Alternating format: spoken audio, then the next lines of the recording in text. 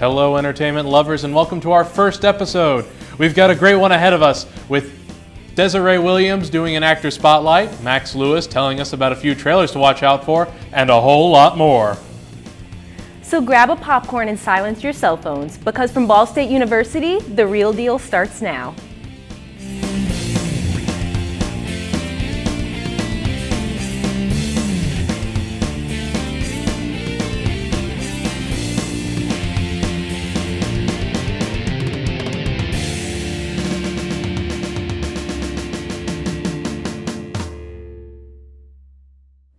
Hello, and welcome to The Real Deal, Ball State's one and only entertainment news show. I'm Aiden Hall. And I'm Sunny Clark. If there's two things that we at The Real Deal love, it's providing engaging and professional coverage of entertainment news in our favorite alumni, David Letterman. Tina Maric has just that and more in this week's Hollywood headlines. What's the scoop, Tina? First up, David Letterman has announced his first project since leaving The Late Show last May. The veteran late-night comedian will be investigating solar power in India, more specifically how the country will supply it to its entire population within the next decade. Variety reports Letterman will join several big names, including Jack Black, Ty Burrell, and James Cameron, in the second season of the National Geographic docuseries Years of Living Dangerously. It explores the issue of climate change and won a 2014 Emmy for Outstanding Documentary or Nonfiction Series. The producers reached out to Letterman because they noticed his interest in the subject whenever it was discussed on The Late Show. They describe him as definitely invested in this issue.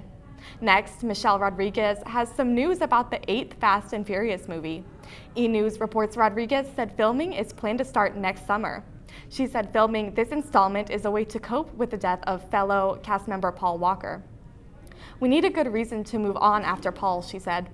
"And being that this is a global franchise now, it's not just the American baby, it's important that we consider moving on and taking it seriously." Rodriguez also said the movie could be filmed in New York. Furious 8 is still in pre-production, but is set to release in April 2017.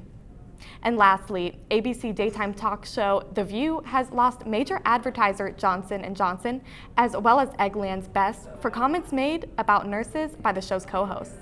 Entertainment Tonight reports the comments were in regard to the recent Miss America pageant.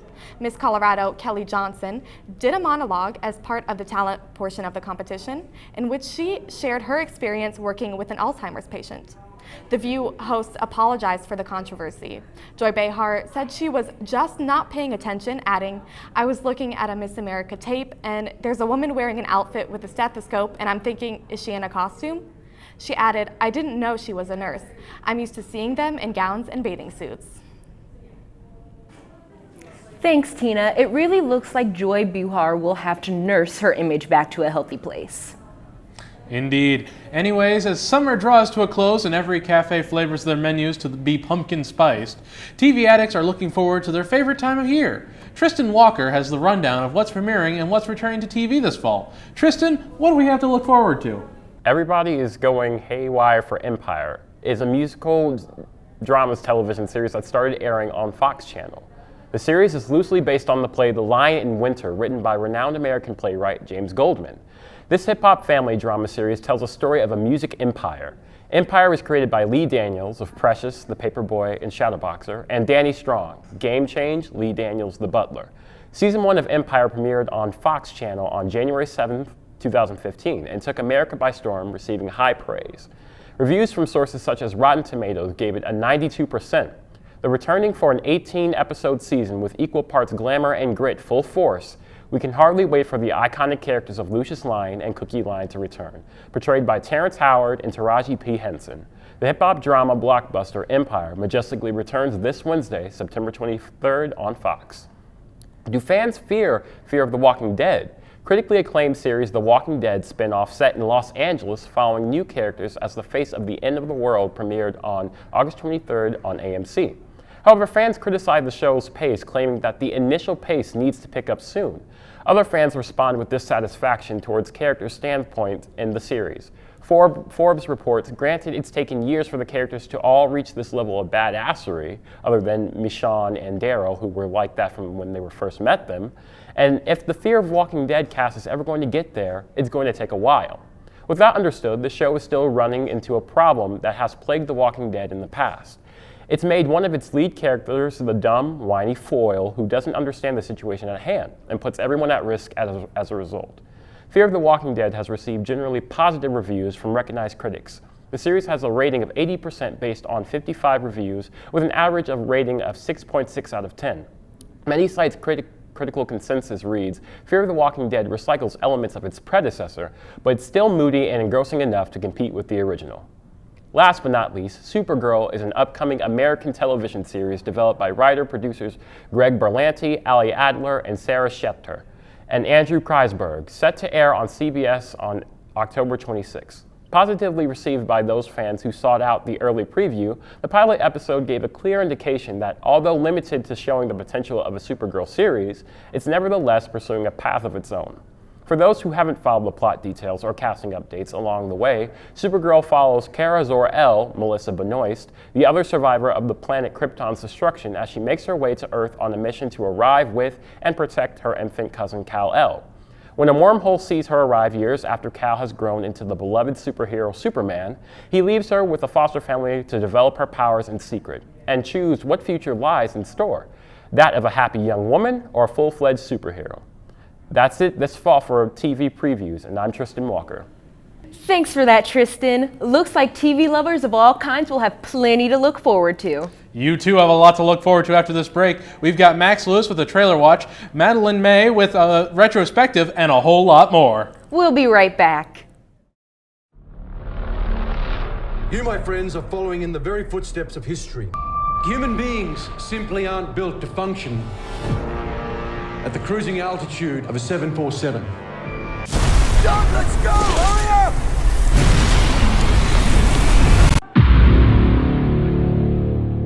I looked over and you looked like you needed a little help. Shine bright like a diamond. You know I never hurt you, right? Leah, open the door! You don't know. What is that?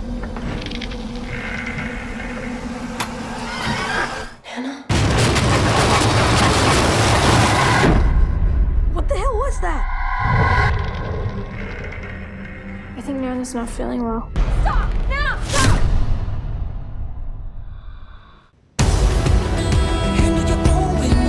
I can help you, Jimmy, and you can help me. It's an alliance. We'll get the FBI to fight our wars, and we do whatever we want to do. If I do, The world outside is hanging on by a very thin thread. It's only a matter of time before the flare virus wipes the rest of us out. This entire facility is designed to keep you safe. Thomas! The maze is one thing, but you kids wouldn't last one day out in the scorch.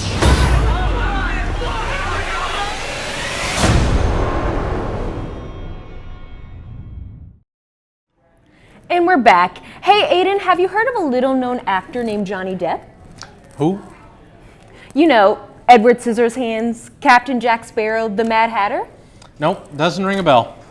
Unbelievable. Well, in honor of his new movie, Black Mass, here's our very own Desiree Williams with a special look at the scarf-loving actor's career. Take it away, Desiree. Since his new movie Black Mass premiered last Friday, I thought it might be interesting to look into Johnny Depp's career so far. Depp is well known for his willingness to step out of the box for his characters, especially in collaborations with Tim Burton. But that all started later. Depp turned to acting after a surprise interaction with actor Nicolas Cage in Los Angeles. In 1984, Depp had his film debut in A Nightmare on Elm Street, where he played one of the teenagers stalked in their dreams by Freddy Krueger. Still, Depp wasn't a well-known celebrity until he portrayed an undercover cop in the TV series 21 Jump Street. When this was made into a film in 2012, Depp even made a surprise appearance at the end of the movie. As his stardom grew, Depp began to create his trademark. He chooses strange, offbeat characters and transforms his appearance for each one. It's rare for Depp to play a real human being, so most of the time his characters are fictional. When you hear the name Johnny Depp, you may think of Captain Jack Sparrow or the Mad Hatter, instead of picturing what Depp really looks like in reality. Many of his characters like that come from his collaborations with Tim Burton. Overall, Depp has starred in 8 of Burton's films. Some have gotten critical acclaim, while others, they made us wish we didn't watch them. Unfortunately, that's another one of Depp's trademarks. His movies are either really great or just really bad. Most agree that Depp excelled in Sleepy Hollow in 1990 and all of the Pirates of the Caribbean movies as well. On the other hand, most viewers left movie theaters confused after watching Dark Shadows or The Tourist. Yet, that's what you expect going into his movies. You expect odd characters and maybe a little confusion. But his new movie Black Mass is a little different. Depp still changes his appearance quite a bit, but he is coming to the big screen as an actual human being instead of a peculiar fictional character. Black Mass follows the life of the infamous Whitey Bulger, a gang leader in South Boston during the 1970s who later turned into an FBI informant. Depp's character Jimmy appears to be a family man, but he commits heinous crimes based on true crimes committed by Whitey. Will Black Mass be another flop on his list, or will it be a great success? It's been a long time since Depp has played a real person, so it will be interesting to see how he does and how people respond to this character. If that doesn't interest you, Depp's fictional characters will return soon. The Mad Hatter will be back for Alice Through the Looking Glass in 2016, and Captain Jack Sparrow will be on the big screen during summer 2017. Thanks, Desiree. Johnny Depp truly has a very diverse filmography, and it looks like it's not stopping anytime soon. You've got that right. This just in, a lot of new trailers have made their way to the spotlight. Max Lewis is here to tell us all about them. What do you have for us, Max? The Hunger Games Mockingjay Part 2 trailer was released recently and has many die-hard Hunger Games fans ecstatic for the release of the movie in November. With Pan Am in a state of revolution, Katniss Everdeen, played by Jennifer Lawrence, confronts President Snow in one last final showdown. With the help of some of her friends, she takes off from District 13 to liberate the citizens of Pan Am and take control of the capital. The trailer was action-packed and full of teasers about the fate of the revolution. The Hunger Games Mockingjay Part 2 will premiere in theaters on November 20th. This is definitely one that I'm going to check out, and you should do the same. Next on my list is The Martian, starring Matt Damon. During a manned mission to Mars, astronaut Mark Watney is presumed dead after a fierce storm and left behind by his crew. But Watney has survived and finds himself stranded and alone on the hostile planet. With only meager supplies, he must draw upon his ingenuity, wit, and spirit to subsist, and find a way to signal to Earth that he is alive. Millions of miles away, NASA and a team of international scientists work tirelessly to bring the Martian home, while his crewmates concur. This trailer showcases a thriller that will keep you on the edge of your seats and will possibly make you shed a tear or two. The Martian will be in theaters starting October 2nd. If you like an action-filled thriller, then this is a movie for you, and I can assure you I'll be seeing this movie as well. Last on my list is a heartwarming movie called He Named Me Malala. This movie takes a look at the events leading up to the Taliban's attack on the young Pakistani schoolgirl Malala Yousafzai for speaking out on girls' education, and the aftermath, including her speech to the United Nations. The trailer depicts a documentary-style look at her life up until present time and shows the change that she has enacted in such a short period of time. The film also comes out on October 2nd. This movie looks like a great story, and maybe if I have time, I'll stop in and watch it. This has been Max Lewis with your Trailer Watch. Thanks, Max. These trailers have given us a lot to look forward to. Speaking of something to look forward to, stay tuned for a retrospective with Madeline May and Entertainer Spotlight with Evan Bell after these messages.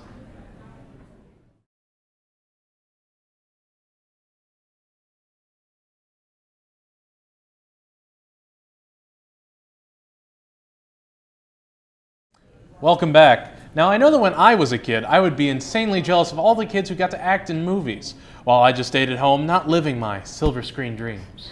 As did many of us. However, while we may remember our Zac Efrons or Hilary Duffs, there are some child stars who we tend to forget about being actual people and performers. Here to remind us of a few of them is our very own Madeline May. What have we been missing, Madeline? Well, let's throw it back to the days when there were prominent kids that we all wanted to be in life.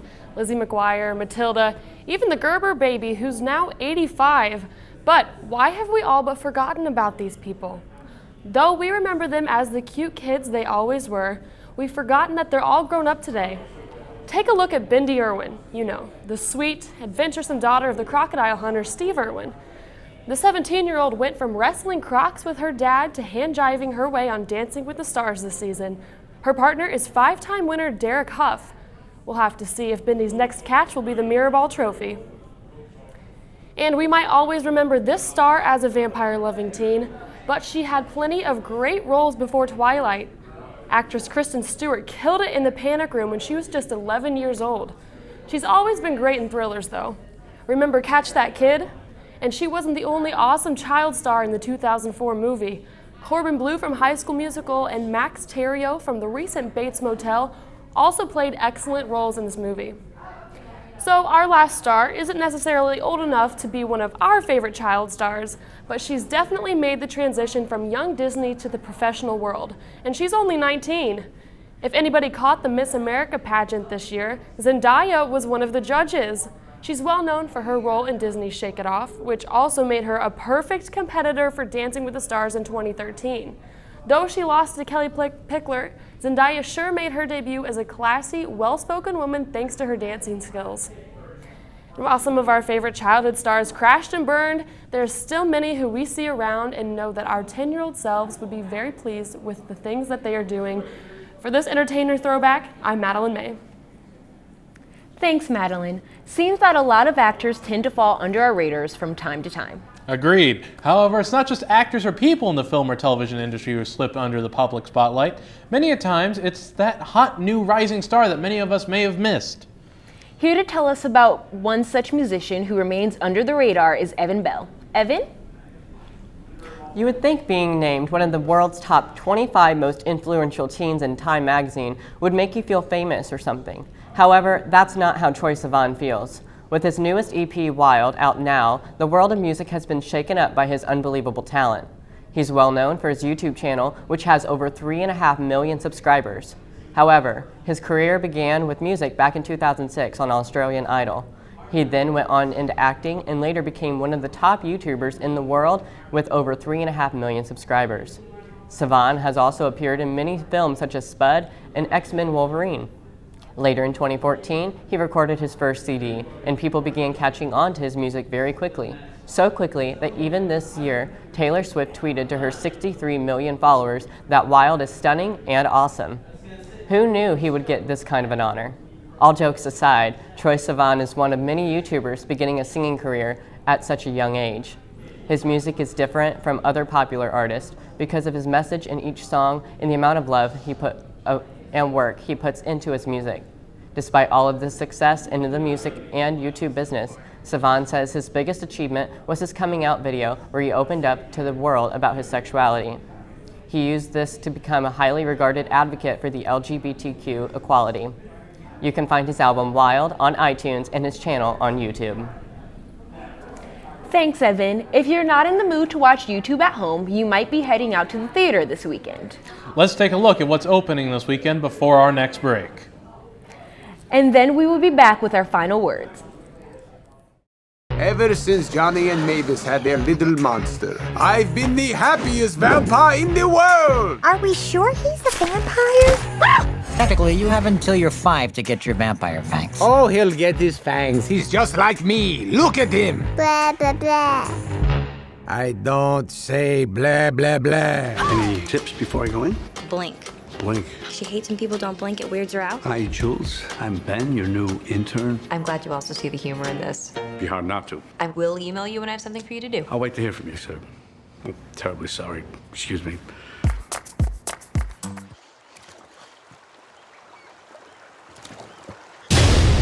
Fire!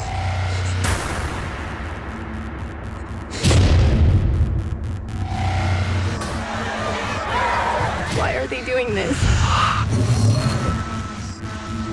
What are they gonna do to us?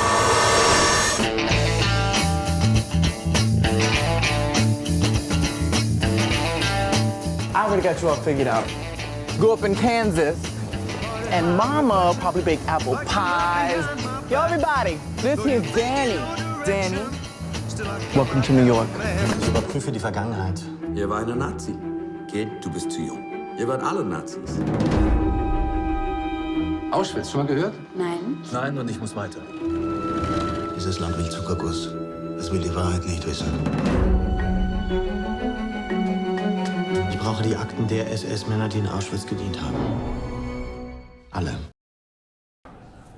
Welcome back to the show. When school's out for summer, Hollywood gets cooking with its busiest time of the year. Aiden and I are going to tell you about our favorites from this season.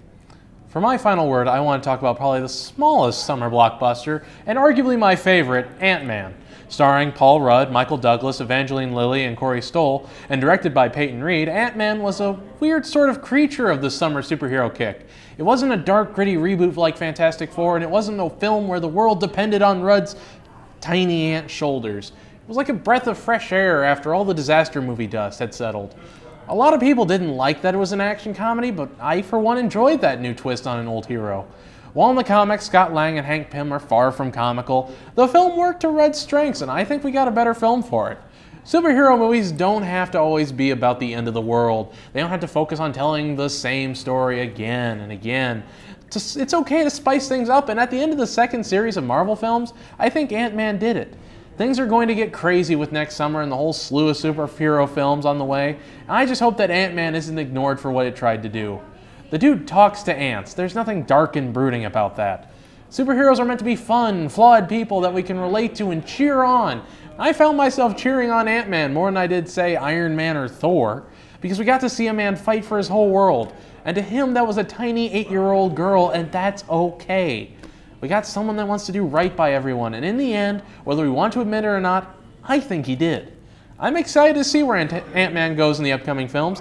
I guess you could say I can anticipate something amazing. It's safe to say that these three movies that I'm about to talk about were some of the summer's most anticipated, and some of them were a hit while others were a sheer miss. Avengers Age of Ultron, which is the second installment in the series, was definitely a hit, with fans being delighted that the movie played out the way it did. As the fate of Earth hangs in the balance, the team is put to the ultimate test as they battle Ultron, a technical terror hell-bent on human extinction. The New York Daily News stated that Avengers Age of Ultron is a kinetic, wicked mix of muscle and magic. And that it is. Pitch Perfect 2 was also a highly anticipated sequel coming out on May 15th. It was #1 in the box office for quite a few weeks. In this movie, the Bellas must redeem themselves after a botched Lincoln Center performance for the president. With the World Championship on the horizon in Copenhagen, Denmark, the women must get their act together for their final shot. Then there was Poltergeist, which came out originally in 1982, written by Steven Spielberg, and was adapted and modernized in 2015 by MGM. This movie centers on a husband and wife and their 3 children in the suburbs of Illinois. Soon, youngest daughter Maddie begins talking to an imaginary friend, or so the family thinks. It's not long before sinister spirits wreak havoc in the home, holding Maddie captive and forcing their parents to consult a team of Ghostbusters, who engage the supernatural entities in a battle for the girls' freedom. This movie was a flop. The Washington Post claims the spookiest thing about this pointless and weirdly silly remake of the 1982 ghost story is a squirrel in the attic. Fans were not pleased at all by this remake. Overall, though, the summer of 2015 was filled with a lot of fantastic movies. And that wraps up the show for this week. Be sure to check out our website, Facebook, and Twitter pages for news and updates on all things entertainment. I'm Aiden Hall. And I'm Sunny Clark. We'll see you next time.